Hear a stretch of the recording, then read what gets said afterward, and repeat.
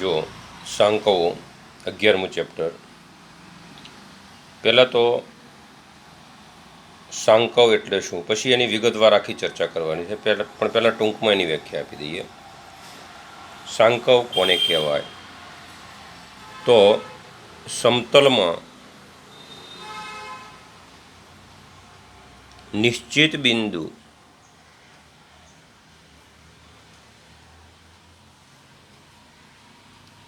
થી અંતર અને નિશ્ચિત રેખા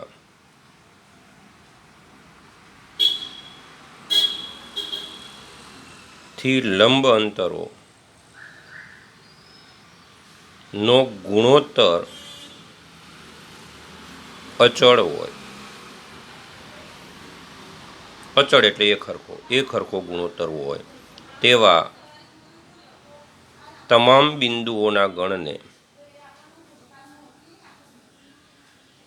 સાંકવ કહેવાય. શું કહેવા માગે છે ધ્યાન રાખજો.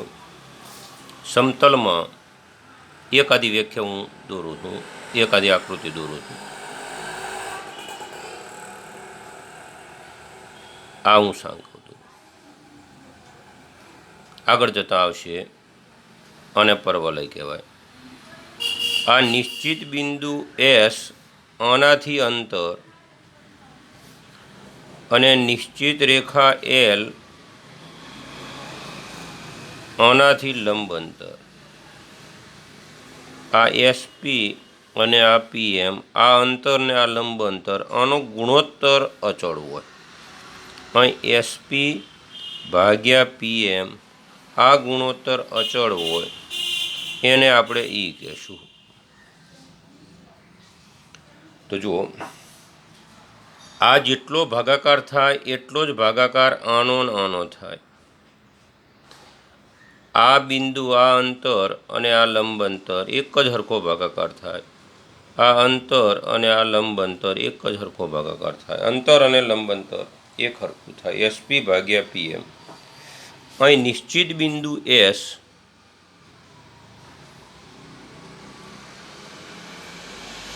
અને સાંકવની નાભી કહેશું આગળ જતા. નિશ્ચિત રેખા એલ, આ રેખા એલ અને નિયમિકા અને અચળ ગુણોત્તર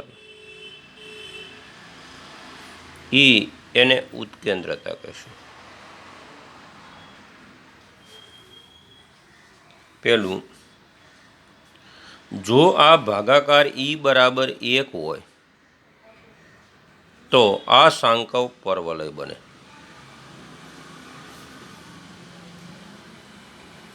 જો ભાગાકાર, આ ભાગાકાર 1 હોય તો પરવલય બને. આગળ જતાં આખી વ્યાખ્યા આવશે, અત્યારે ટૂંકમાં ખાલી સમજાવું છું. જો આ ભાગાકાર 1થી નાનો હોય, ધન હોય, ભાગાકાર હંમેશા ધન હોય, 1થી નાનો હોય તો ઉપવલય બને. અને જો આ ગુણોત્તર ભાગાકાર 1 કરતાં મોટો હોય, અતિવલય બને.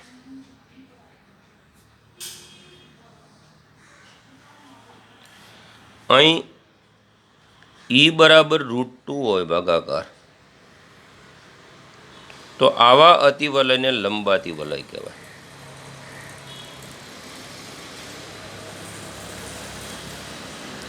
અને જો ગુણોત્તર ઈ બરાબર 0 હોય તો વર્તુળ બને. એટલે આ નિશ્ચિત બિંદુથી અંતર અને નિશ્ચિત રેખાથી લંબ અંતર, આ બેનો ગુણોત્તર અચળ હોય, એક જ હરખો હોય. આ ભાગ્યા આ ગુણોત્તર એક હરખો હોય તેવા તમામ બિંદુઓના ગણને સાંકવ કહેવાય. હવે સાંકવમાં આપણે આટલી વસ્તુ ભણવાની છે. એક તો વર્તુળ, ઉપવલય, અતિવલય અને લંબાતિવલય. ઉપવલય, અતિવલય, પરવલય અને વર્તુળ, આટલી સાંકવમાં ભણવાનું આવશે. બીજો પ્રશ્ન, અનંત સમશંકુ અને સમતલ ના છેદથી રચાતી આકૃતિઓ વર્ણવો. આ તમારી જાણ ખાતર છે આકૃતિઓ. તો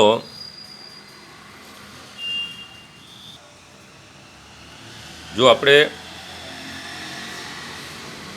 અનંત સમશંકુ અને સમતલ એના છેદગણથી રચાતી આકૃતિઓ વર્ણવવાની છે. આ અનંત સમશંકુ છે. એક શંકુ દોરીને તમને બતાવું છું.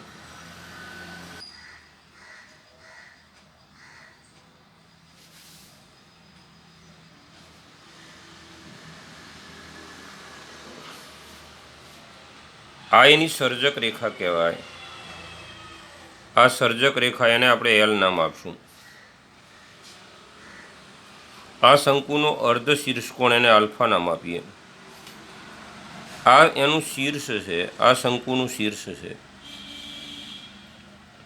આ એની ફલક કહેવાય. આ એક ને એક બે ફલક સામ સામે ઊંધા ગોઠવેલા બે અનંત સમશંકુ છે. ટૂંકમાં આ શંકુ એની આકૃતિ. તો હવે પછી આપણે વર્ણન કરીએ થોડું. જો અનંત સમશંકુ અને સમતલના છેદકણથી રચાતી આકૃતિઓ વર્ણવો. તો જુઓ, એક જ સર્જક રેખા કૌંસમાં અક્ષ એલ પર સામસામે ઊંધા ગોઠવેલા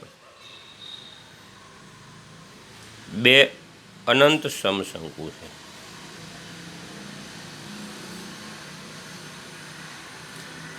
અહીં શંકુનો અર્ધ શીર્ષકોણ આલ્ફા છે.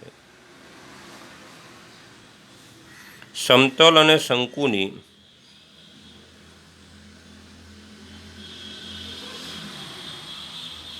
અક્ષ વચ્ચેનો ખૂણો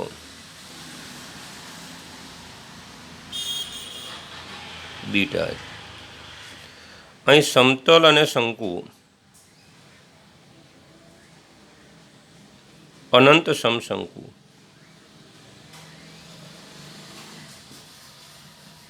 વર્તુળ, પરવલય, ઉપવલય અને અતિવલય બને છે. જો આ કાલ્પનિક આકૃતિઓ છે. એમ તો જુઓ, અહીં સામસામે ઊંધા ગોઠવેલા બે અનંત સમશંકુ છે. હવે શંકુનો અર્ધ શીર્ષકોણ આલ્ફા છે. સમતલ અને શંકુની અક્ષ વચ્ચેનો ખૂણો બીટા છે. હવે આ સમતલ છે.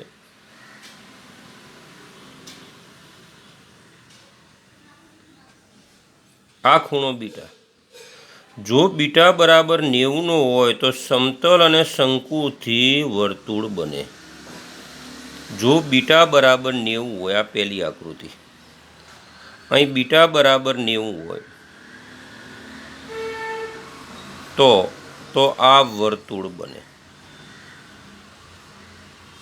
આ આકૃતિ બીટા 90 હોય તો ટૂંકમાં આ શંકુ છે એ ગાજર જેવી કલ્પના કરવાની અને સમતલ એટલે ચપ્પુ જેવી કલ્પના કરો. આમ ગાજરને તમે સીધું આ રીતે વચ્ચેથી કાપી નાખો, પછી આમ રાઉન્ડ જુઓ તો એકદમ ગોળ લાગશે. પછી ગાજરને થોડુંક આમ ત્રાંસમાં કાપો એટલે આમ લંબગોળ લાગે, એને ઉપવલય કહેવાય. ત્રાંસમાં કાપો એટલે આ રીતનું બને. આ અનંત સમશંકુ છે. અનંત સુધી હોય. આ શંકુ અનંત છે, સમતલે અનંત છે. આ બીટા ખૂણો 90 કરતાં નાનો છે. એટલે આ બીટા ખૂણો છે એ 90થી નાનો હોય.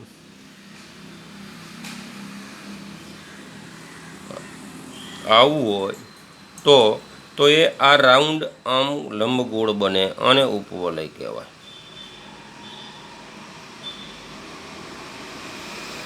આ ઉપવલય એટલે આ પ્રમાણેની એની આકૃતિ બને. આવું ઉપવલય બને.